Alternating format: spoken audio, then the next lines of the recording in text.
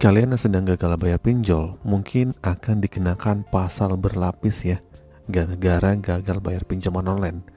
Terus bagaimana bang cara menghindarinya? Begini penjelasannya.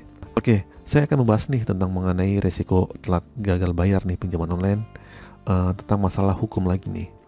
Nah, biasanya si DC pinjol ini memiliki berbagai cara ya untuk menekan nasabahnya agar dapat membayar hutangnya, ya enggak?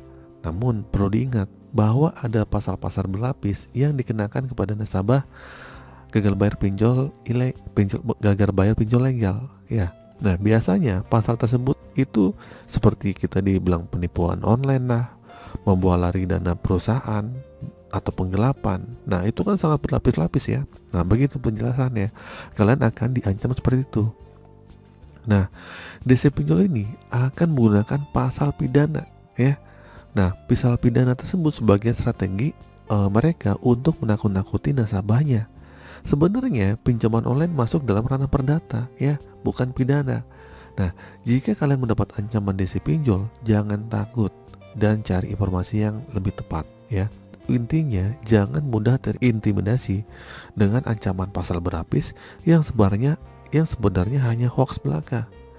Jangan lupa ya untuk tetap fokus mencari penghasilan ya, penghasilan halal untuk bayar hutang dan bebas dari pinjaman hutang online. Nah, salah satu yang perlu diperhatikan adalah bahwa kita mengambil pinjaman online, kita harus memperhitungkan kemampuan kita ya untuk membayar secara tepat waktu. Karena jika kita telat membayar pinjaman online atau gagal bayar, maka ini akan berpotensi masuk ke jalur hukum. Katanya seperti itu.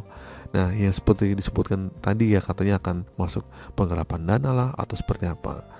Nah, namun perlu diingat bahwa saat menghadapi ancaman dari DC pinjol, kita tuh nggak perlu takut dan nggak perlu panik.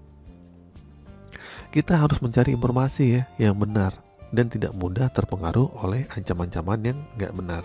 Nah, pinjaman online sebenarnya masuk dalam ranah perdata ya, nggak ada unsur pidana sekalipun, nggak ada orang yang gagal bayar itu dihukum dan masuk penjara ya. Walaupun kalau emang kita nggak bayar kan emang kenapa? Penggelapan dari mana? Data-data kita yang masukin kan asli ya. Kita nggak bawa kabur perusahaan karena kita emang sebenarnya nggak mampu. Nah, oke.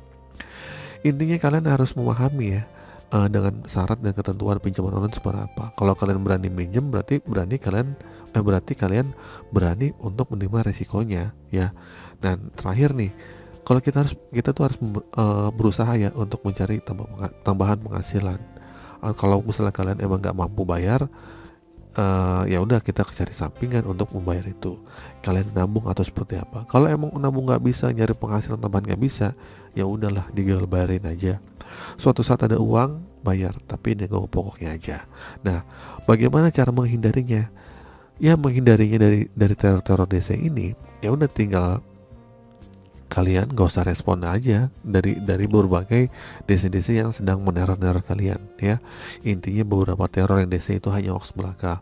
Kalian akan dikenakan pasal lapis lah atau seperti apa, itu hanya hoax belaka. Kalian gak usah takut ya.